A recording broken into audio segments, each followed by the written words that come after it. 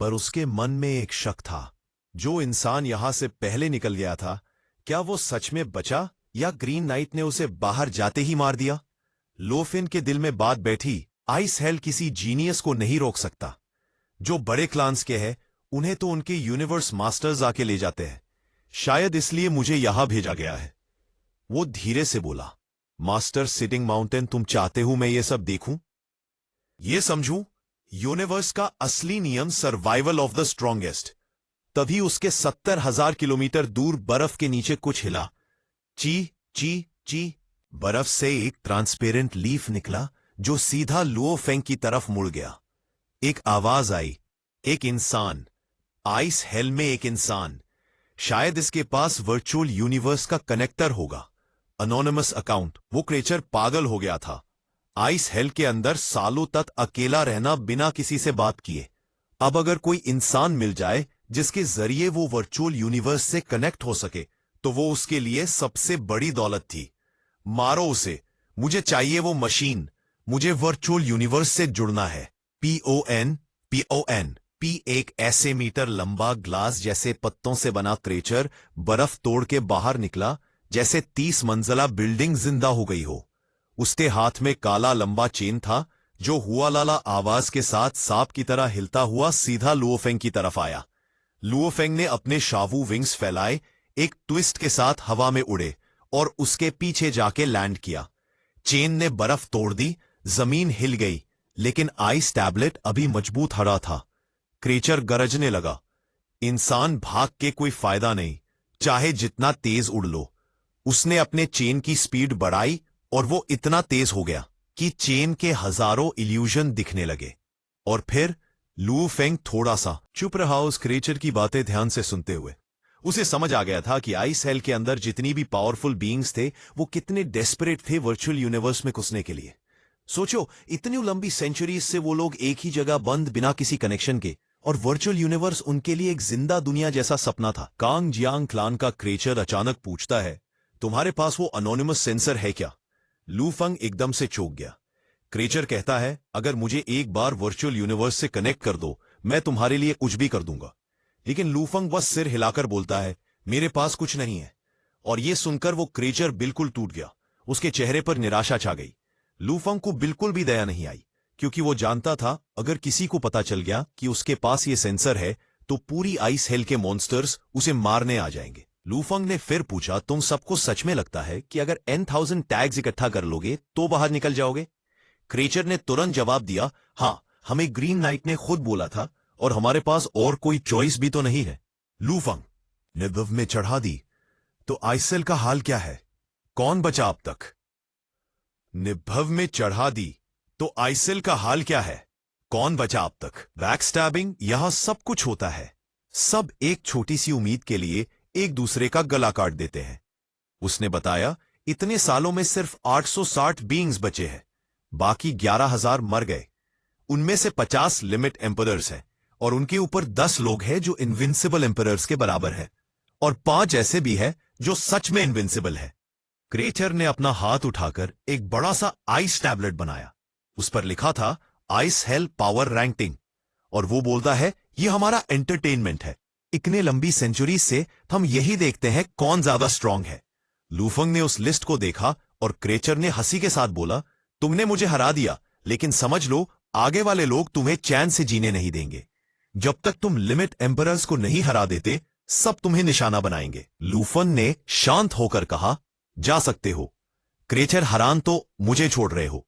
लूफंग बस एक ठंडा सलूक देखकर बोलता है, लेकिन अगर रुक गए तो फैसला बदल दूंगा। क्रेचर टेलीपोर्ट होकर चला गया और पीछे से एक बात छोड़ गया, यहां दया मत दिखाना वरना मर जाओगे। लूफंग ने वो टैबलेट उठाया और अपने वर्ल्ड रिंग में रख लिया।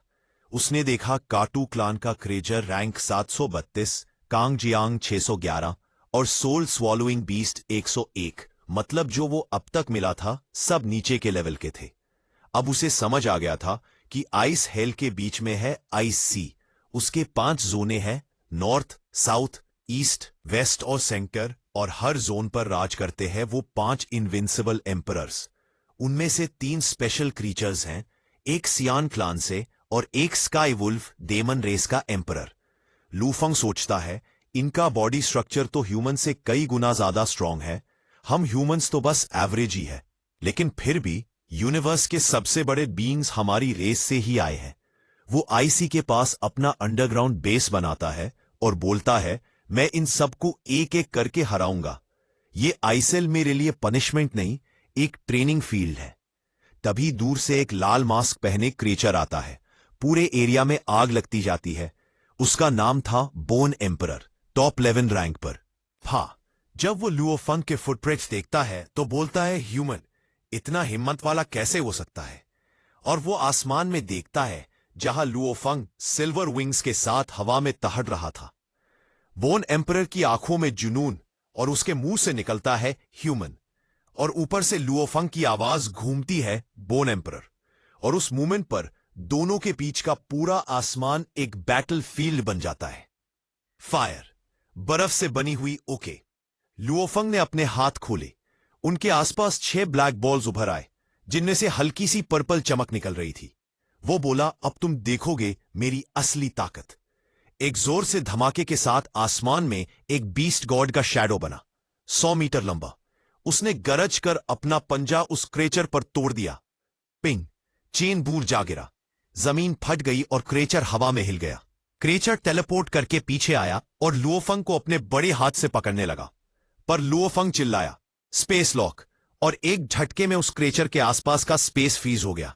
उसने अपने विंग्स को ब्लेड बना के घुमा दिए। स्लैश, एक ट्रांसपेरेंट हाथ आसमान से टूटकर नीचे गिर गया। क्रेचर दर्द से गरज उठा। आह! लुफंग दूर से बोला, अब खत्म करते हैं। बीस्ट गॉड ने दोबारा लीप लगाई और अपने पंजे से उस क्रीचर के सीने में घुस गया। उसके साथ ही 6 ब्लैक बॉल्स उसके शरीर के अंदर घुस गईं, जिसमें डेडली फेमो वेनम था। क्रीचर चीखा, नहीं नहीं, और उसका आधा शरीर एक झटके में तोड़ दिया गया। वेनम ने उसकी गॉडली बॉडी को जलाकर रख दिया। उसके बाद वो गिरते हुए बोला, इंसान, तू जीत गया। लुआफेंग ने शांत सांस ली। तुम्हारा आधा शरीर गया और अब तुम अपनी ताकत का सिर्फ एक हिस्सा यूज कर सकते हो। क्रीचर ने बोला, मैं मान गया, तुम मुझसे तेज भी है, स्ट्रांग भी, अब भाग के कोई फायदा नहीं। चाहे मैं मर जाऊं, पर मैं खुद को उड़ा दूंगा अगर मजबूर किया। लुआफेंग मुस्कुराया, मैं अभी एक और को अपने आप उड़ाते देखा है, तो ये धमकी छोड़ दो। मुझे कुछ सवाल पूछने हैं, सच बताओ तो जिंदा छोड़ दूंगा। क्रीचर हैरान हो गया, तू मुझे जिंदा छोड़ देगा? लुआफेंग ने बोला, मैं अपना वादा निभाता हूं, मौका दे रहा हूं, सोच लो। क्रीचर बोला, पूछो इंसान। लुआफेंग ने सीधा सवाल किया, तुम किस रेस के हो? मैं यूनिवर्स की हर स्पीशीज जानता हूं, पर तुम जैसे कभी नहीं देखे। वो क्रीचर बोला, मैं कांगजियांग क्लान से हूं, एक बॉटैनिक प्राणी, लेकिन एक दिन एक सीक्रेट एरिया में जाने के बाद म्यूटेशन हो गया और मैं ये बन गया। लुआफेंग हैरान रह गया, म्यूटेशन? क्रीचर धीरे से बोला, हम सब आइस हेल के बंदी लोग जिंदा रहना चाहते हैं, पर समझ खो चुके हैं। जिंदगी और मौत के बीच इतने युग बीत गए कि अब सिर्फ लड़ाई चाहते हैं, दुनिया से बाहर की एक झलक चाहते हैं। वर्चुअल यूनिवर्स का एक एहसास हमारे लिए सबसे बड़ी दौलत है। पॉइंट। लुआफेंग चुप हो गया। उसके सामने वो ट्रांसपेरेंट मॉन्स्टर अब जख्मी था, पर उसकी बात ने लुआफेंग के दिल को छू लिया। आइस हेल में सब कुछ सिर्फ एक चीज थी, अकेली जिंदगी और अनंत दर्द। लुआफेंग के सामने एक बड़ा सा आइस टैबलेट था, जिसमें लिखे हुए शब्दों से एक भयानक सच सामने आया। आइस हेल से बचने का एक ही तरीका था, मास्कर, एक खूनी खेल। उस टैबलेट पर लिखा था, पिछली बार के मास्कर के बाद आइस हेल में 12,000 अनडाइंग वॉरियर्स बंद है। हर एक के पास एक आइडेंटिफिकेशन टैग है। जो कोई भी 10,000 टैग इकट्ठा करेगा, वो आइस हेल से जिंदा निकल जाएगा, बाकी सब मर दिए जाएंगे। लुआफेंग ने धीरे से कहा, बारबेरियन रेसेस यानी यहां से बचकर निकलने का एक ही तरीका था, दूसरों को मारो और उनके टैग लो। सिर्फ एक ही जीतेगा, बाकी सबका अंत तय है। उस टैबलेट से निकलती एनर्जी इतनी खतरनाक थी कि आसपास की स्पेस हिलने लगी। लुआफेंग ने आंखें बंद करते हुए कहा, यह ग्रीन नाइट कितना जालिम है, थोड़ी सी उम्मीद देकर सब कुछ छीन लेता है। 12 में से सिर्फ एक को जिंदगी, बाकी सब मौत। यह है असली पागलपन। यही वजह थी कि आइसेल में लोग अपनी अकल खो बैठते थे। हर हार के बाद हर फेलियर के बाद उनका अंदर से टूट जाना और आखिरकार अपनी मौत चुनी जाती थी, जैसे वो कटु वॉरियर ने किया था। लुआ फेंग सोचता रहा, जो लोग यहां बंद हैं उनके पास कोई रेस, कोई क्लान नहीं बचा, उन्हें सब भूल गए। अब उनके पास सिर्फ एक ही रास्ता है, लड़ना और जीतना। पर उसके मन में एक शक था, जो इंसान पहले यहां से निकल गया था, क्या वो सच में बचा या ग्रीन नाइट ने उसे बाहर जाते ही मार दिया?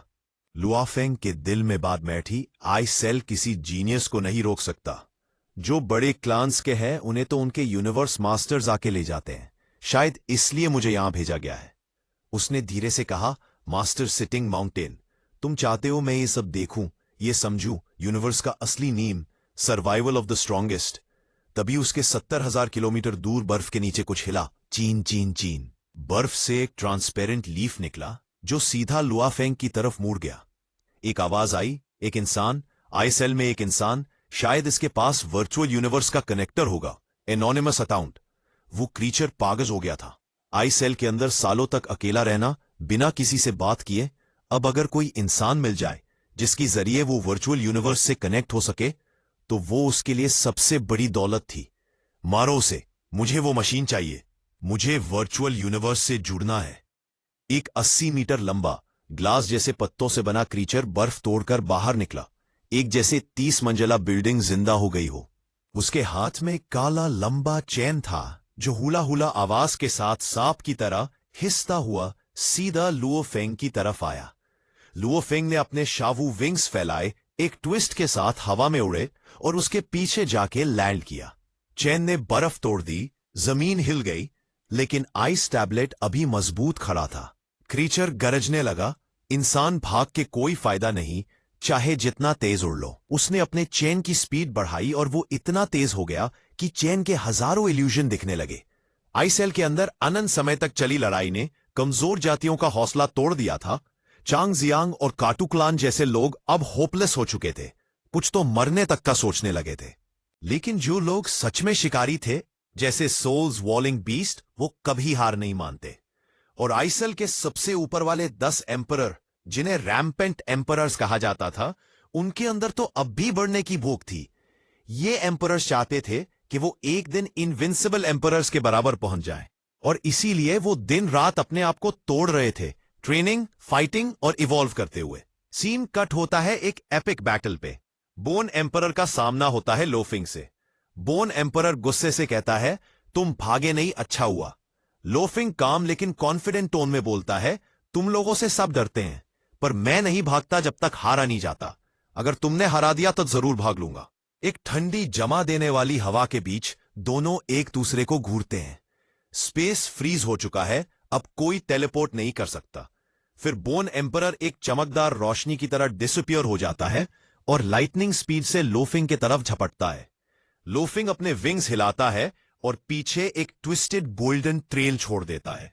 उसके हाथों के आसपास 8 काले गोले घूम रहे होते हैं, जिनसे गोल्डन थ्रेड्स निकलकर एक बड़ा सा बीस्ट कॉर्ड बनता है। बोन एम्परर के क्लॉज उस पे लगते हैं, पर वो सिर्फ हवा को चीरता है। थोड़ा पीछे हटकर बोन एम्परर मुस्कुराता है, काफी तेज हो और कंट्रोलर भी। फिर एक जोरदार क्लैश होता है, बीस्ट कॉर्ड की पूंछ और बोन एम्परर के क्लॉज टकराते हैं। एक धमाका होता है, पूरा एरिया हिल जाता है। बोन एम्परर पीछे उठता है, लेकिन फिर खड़ा होता है और कहता है, अब तुम डिजर्व करते हो मेरे असली रूप को देखने के लिए। उसका पूरा शरीर ट्रांसफॉर्म होने लगता है, लाल रंग से सफेद और फिर सिल्वरी व्हाइट। उसकी शरीर पे ट्विस्टेड बोन्स का आर्मर आ जाता है। एक मॉन्स्टर जैसा रॉयल वॉरियर बन जाता है वो। लोफिंग आंखों में तेज लेकर के कहता है, अच्छा है, अब यू लो मेरा अटैक। उसका विल पावर लिमिट तक पहुंच जाता है। बीस्ट गॉड और भी पावरफुल बन जाता है, लेकिन बोन एम्परर एक ही क्लॉज से स्पेस को चीर देता है।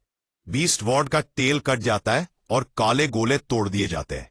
लोफिंग शौक में सोचते हैं, कितना पावरफुल है ये। बोन एम्परर गरज के कहता है, मर जाओ इंसान, और सीधा लोफिंग की तरफ दौड़ता है। लेकिन लोफिंग